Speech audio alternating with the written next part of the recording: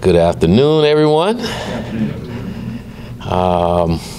Great win once again. Great win for the Noles on this past Saturday. By far one of our most complete games this season. Again, not where we know we want to be, but our football team is making improvements, and we're seeing it each week, and we need to consistently make improvement as we move forward. Have a great challenge in front of us here at home this Saturday versus the defending ACC champions, Clemson Tigers, and what an opportunity for us. We're really excited about it, and more excited about it because we have it here at Doak Campbell, and look forward to having the crowd there to help us this Saturday at noon. So go to bed early at night, fans. Make sure you're there nice and early. All right, questions? Start with Ira. Willie, Florida State hasn't dominated an ACC opponent like that really in a couple of years. What do you think, and particularly in the second and third quarters, you guys, I mean, it was complete domination. What can that do for the players, just having that experience? Well, I think if our players just look at the overall improvement that we're doing each and every week, they're seeing we're getting closer and closer every week to being what we felt we can be at the beginning of the year. And if we continue to make those improvements each day and each week, we'll ultimately see and what we can be on a consistent basis. And that's the challenge for our team now, is to be able to do that consistently, but we got to continue to improve, continue to do the things we did to prepare for that game like that, and continue to make the adjustments that we have to when we're playing an opponent at the halftime. But I thought for the most part throughout the season, defensively, our guys have really played well in the second half, and it was good to see our offense come out of the halftime and score some points in the third quarter, something we hadn't done. So just consistent improvement, and I think as we consistently improve, our guys consistently gain confidence in themselves and what they're capable of doing. Go to Sean on the right. Coach, I have a two-part question. After Saturday, Brian Burns, now he's the second in the country in sacks. What's it like having somebody that productive on the line? And then secondly, last week he said something that he wants to improve on is he wants to become more vocal as a leader. How would you describe his leadership for the team? It was great to have one of those guys on your team as a pass rusher and not going against you first and foremost. Again, he's one of the leaders on our defense. He leads our football team, and Brian's one of those guys. He leads by example, and I do like when he speaks, because when he speaks, he say things that everybody needs to hear, But he's one of those guys going to give you 100% at everything he does. He's not going to complain about anything. He's a kid that hasn't missed not one practice since I've been here. He enjoyed practicing and getting better, and it speaks value of what this teammates thinks of him by voting him captain. So personally, I don't think he necessarily needs to be more vocal. He just needs to continue to be Brian. I think he's exactly what we need on our football team. I mean, it wasn't a perfect performance. There were a couple penalties in there, but second time this year, offensive line didn't give up a sack. I mean, how much improvement are you kind of seeing, even with still a little shuffling from them as the season goes on? Oh, you see it just from a technique standpoint, and that's why it's getting better, and we're really focusing on that over the last few weeks, so just getting back to day one things that we do. And not only that, I just think our guys are having a better understanding of what we're trying to do, what we're trying to get accomplished. And now that they have a better understanding, they're not panicking and able to go out there and execute their assignment the way that we need to. But I think that's happening because they have a better feel for what we're doing and understanding of how we're going to get it done. So that's helping. Again, not where we want it to be completely, but we continue to make those improvements like that. We'll get there. Go to Brendan over here on the line. Hey, Willie, going back to Brian, he's someone that we heard about spring, winter conditioning. I guess, what were your initial impressions of him, and when did you kind of realize that he had someone that could be a leader, a focal point for this program? Well, with Brian, I saw him play a few times, and from afar when I wasn't here, and knew that he was a very talented player, and knew from a football standpoint where we were going to get a very, very talented athlete. But once I got here and got a chance to meet him as a person, I was shocked, because he's he's everything you want in a student athlete. You know, he's take care of his business off the field, and going to do the same thing on the football field. It's important to him. He's one of those individuals that came here with high priorities, which was academics and football, and he hadn't changed that since he's been here, and he's getting the results behind it. Clemson's defensive line is one of the best in college football. How difficult is it to prepare for a defense that up front is just equally talented across the board? I think for us it's not necessarily difficult to prepare because we have one of the top defensive line in the country as well. So I think going against our guys daily helps our guys. You know, so from that standpoint, I don't think it as difficult. You know, our guys are just as talented as their guys are, and so it helps. You know, and we knew going in that was going to be a strength for us, our D-line. You know, so our guys get some good competition daily going against those guys, so they'll be prepared for them.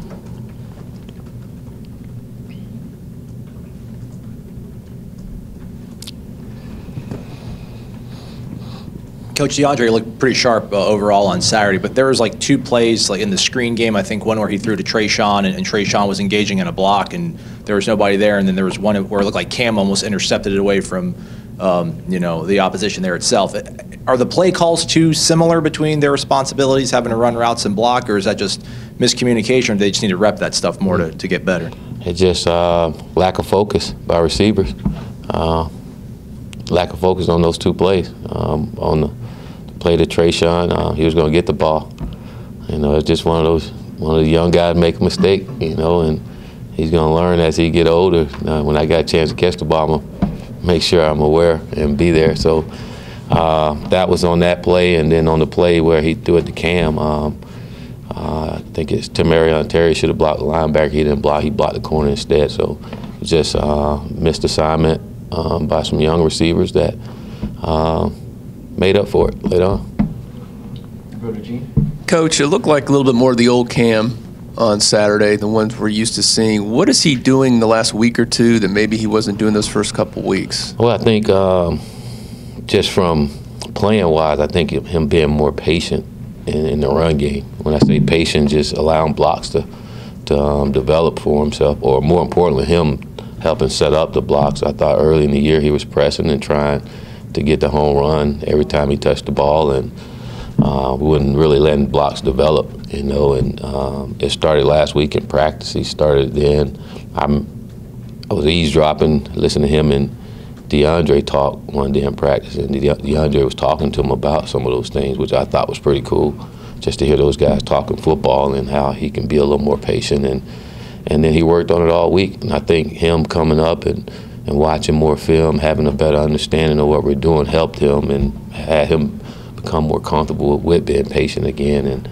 And then just his mentality when he came out to practice, he was practicing like he was playing the game, and it showed, and it paid off for him. And Coach, my weekly question about Landon Dickerson, any chance he's going to play this week? And if not, could he be back this season? No necessarily timetable to get him back, but Landon won't play this week.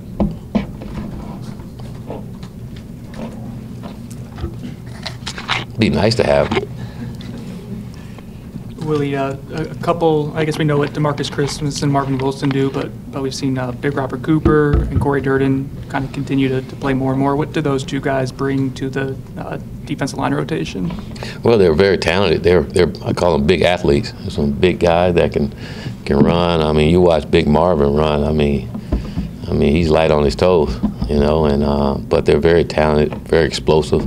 You get some pushback, and again, we feel like pretty two of the top defensive tackles in the country. If you ask us, those guys are really, really good, and those guys are really setting the standard of what they want that defensive tackle room to be like. And when you see guys like Corey and Fred and all those other guys come, it's a standard of the way they want to play, no matter who's in there. And it's good to see, and it's also good to see that our defensive ends playing the way that they play. You know, all those guys made plays for us on Saturday. You know, Brian Burns, seeing Kano starting to get into his groove.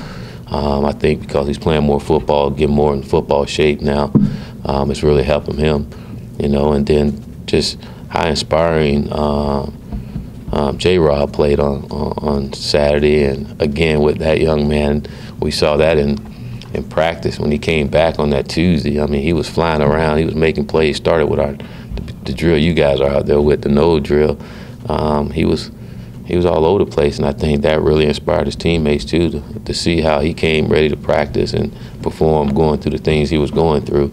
I think nobody made any excuses and said, "Hey, let's get out here and just go do what we're supposed to." What are your impressions of Trevor Lawrence, and I guess what, if anything, can you do to maybe test or make a true freshman quarterback uncomfortable? Well, he's the real deal. I mean, the kid can make all the throws. You can see what everyone was talking about when they talk about Trevor. He's a heck of a talent. I mean, he's a really good football player. You got to get to him. I mean, that's the thing. You can get to him. I think that's the only way you beat guys like that. You got to get to him, and so he can't make all the throws that he's capable of making because he has some talented receivers out there. And again, you see when he's in there, their offense has become a lot more explosive now. So big challenge for our defense. You know, best quarterback they face this season, and I know they'll be up for it. At linebacker, two guys, Emmett Rice had the sack Saturday, and Zaquandre, I know, got out there and made a number of plays. I mean, just those aren't guys who kind of at the beginning of the year might have, you thought, be in this position. What's it mean to see them kind of breaking into that now? It's great to see those guys getting better too and improving just like our team. And it's funny you bring their name up, but to see those guys go and make the plays they're capable of making was big time. Emmett had been battling a knee injury and hadn't been 100%. And he's been limping around and all, but he got in that game that day. I didn't see not one limp on that sack. You know, it was pretty smooth going in there, attacking. It was good for him to have some success. And for Z, for a kid that played running back, and for us to move him over there at linebacker in training camp, we knew he wasn't going to necessarily get there at the beginning of the year, but we felt from a talent standpoint, athletically, he's got a chance to be really, really good at the linebacker position once he learned the position inside out, and each week he's getting better at it, and where our coaches are more comfortable putting him in there, and he showed us on Saturday what he can do out there when he's out there. Very, very athletic. Clemson's set the standard in the ACC over the past few years. As you're trying to rebuild this program, is there stuff you can take away from what they've been doing to try and help you guys out? Yeah, win. You know, they've been winning, and we got to win. The bottom line, you got to recruit, and you got to win. They've done a great job of recruiting and building the culture. Dabo has done a great job of building the culture how he wanted, and you can see it. You go visit the program, you see it by everybody in there, everybody involved in it. Everything they do is towards winning, you know, and helping the student athlete, and it's paying off for them. You know, so what can we do? We got to recruit. We got to win. If you want to beat a man, you got to beat the man. So great opportunity for the Noles.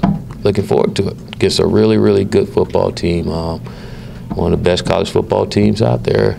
You look at their defense, 9 returning starters. Very challenging. You hear everyone talk about Alabama. Clemson is right up there with them, and they've been in the playoff the last 3 years. So, great football team. Coming to Doak Campbell, and we're looking forward to it. Noon, fans, noon. Go to bed early Friday. I need everybody there. I don't want to hear we don't do well at noon games. Those times are over and different.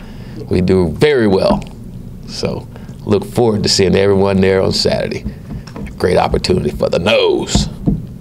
Lane in the back.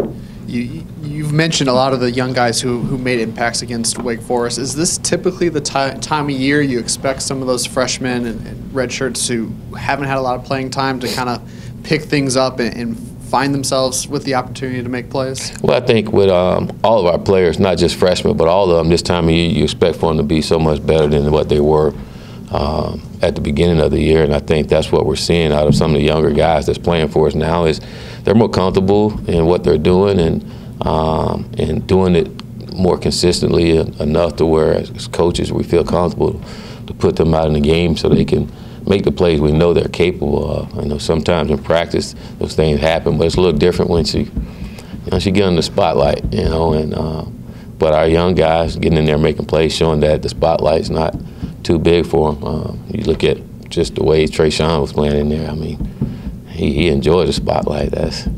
He loved that. So, but that's a good sign for us with those young guys, and we're going to need for them to continue to make plays for us. Coach, I think this was the 7th straight week you've had a different starting combination on the offensive line. Now we had Derek Kelly at left tackle. Will that streak come to an end this week? Do we have the 5 in place, you think, going forward for this Clemson game? Well, so far we don't have anybody hurt. I think big part of that was injuries is why you've seen those things, and we said it from the beginning. We'd like to have it where we have all 5 guys in there, and so they can play consistently enough, and we're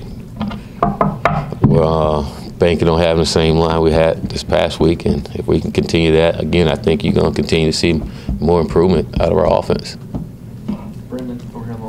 Well, you visited Clemson, I think was it back in 2017, a year or so ago, and you could have visited a bunch of different programs. I guess what about Clemson, other than them winning, do you like and respect to the point where you want to go there to see how they do things? Well, while at South Florida, we developed a good relationship with Tony Elliott, and he came down and spoke with our guys, our team at one of our coaching clinic that we had. He came down and spoke and got a chance to talk to him and just some of the things they were doing, and a lot of things they were doing, we were doing the same thing at South Florida. And when I went out to Oregon, had a chance to go out and spend some time with them and see it firsthand, and was really impressed with just how they do the entire organization. And I think Coach Sweeney's he's in it for the right reason, which is the student athletes and making sure that they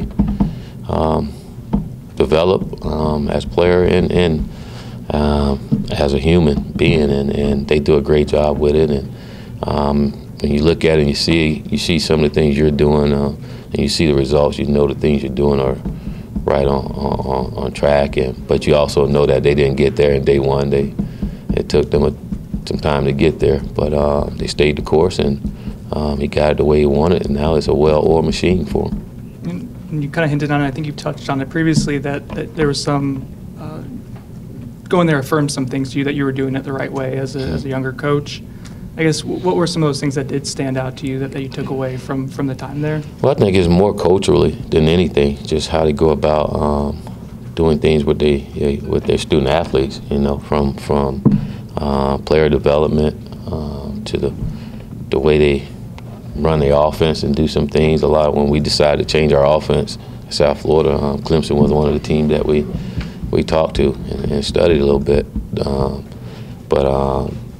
I mean, just from every aspect, from a football standpoint to the development standpoint of the student athlete, was really impressive to how they do it. And then just the staff chemistry that there. I mean, Clemson is one of those staff that not many guys lead, and that's a direct reflection of Coach Sweeney and then the coach and the environment that he has there, and that's important, a big reason why they're having success because of the consistency that they have there. So I just think the overall culture that they have, and everyone speaks the same language there, and to me all those are great recipe for winning, and not only winning but winning big, and they're doing it.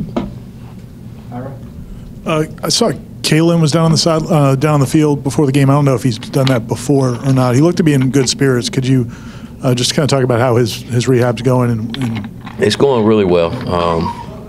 Well, it's going a lot better. I would say that he was down and out. Of course, he was expecting a big time year. We all was from him, and especially after sitting out, and for that to happen was devastating for him, and we knew that was going to be devastating for him. The kid loves playing football, and but he's been rehabbing. He's been around the team more now that he can get around a lot better. I know about a week ago or so he was a little struggling bending his knee like he wanted to, and had to get some scar tissue off of there, and now he's bending and walking around. You see the smile on his face. He's dapping you up everywhere, and totally different attitude, and I think a lot of because of the success he's having with his rehab, he see himself coming back. But Kalen's in a great place right now, and I know for me it was great to see him out there with his teammates on the sideline, excited about just being around.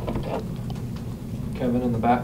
Coach, according to the game notes here, you guys have the toughest remaining schedule in college football. When you look down that schedule, NC State, Notre Dame, Florida, Clemson, is it daunting or do you relish those type of opportunities? Well, for us, that schedule hadn't changed from the beginning of the year. We knew what we had to go against and what we were up against, and to be honest with you, we're not looking at the rest of the schedule. I told our team we're not going to get ahead of ourselves. We're going to stay. I think our task ahead of us right now is important enough not to go ahead. I mean, we have a big-time game this week against Clemson, and again, that would be a lack of respect to move forward and go to any game before that, you know. So we're focusing on Clemson, and we're going to take each one of those games one game at a time and play them. And again, we knew what we were going against at the beginning of the year, but we also look at it too that those games won't be easy for those teams either, you know. So they got a tough opponent they're going to go against too. Coach, you've had one of the toughest run defenses in the country so far this season, but obviously Clemson has a pretty potent rushing attack and Heisman candidate back there. So what's going to be the key to you guys kind of slowing them down, and just what's the difficulty with facing a team like that? Well, you got to do what we've been doing, shutting down the run. You know, we got to make sure we play great defense, great sound, gap sound defense, and do a great job of tackling. I think whenever it comes down to stopping the run, you got to be good at tackling, and a lot of times it's game tackling. You can't have a lot of one-on-one tackles. You got to get guys to the ball and get them down. You know, for us, I mean, we're not going to necessarily change just because it's Clemson. We're going to play our defense and try to prepare our guys to play their very best against a talented football team, and understanding that we can't make the mistakes that we've been making and expect to beat a team like this. So we got to be on our A game, you know, but we're not going to change up everything just because it's Clemson. We're going to go out and play football. They put on pass the same way our guys do, so it'll be fun.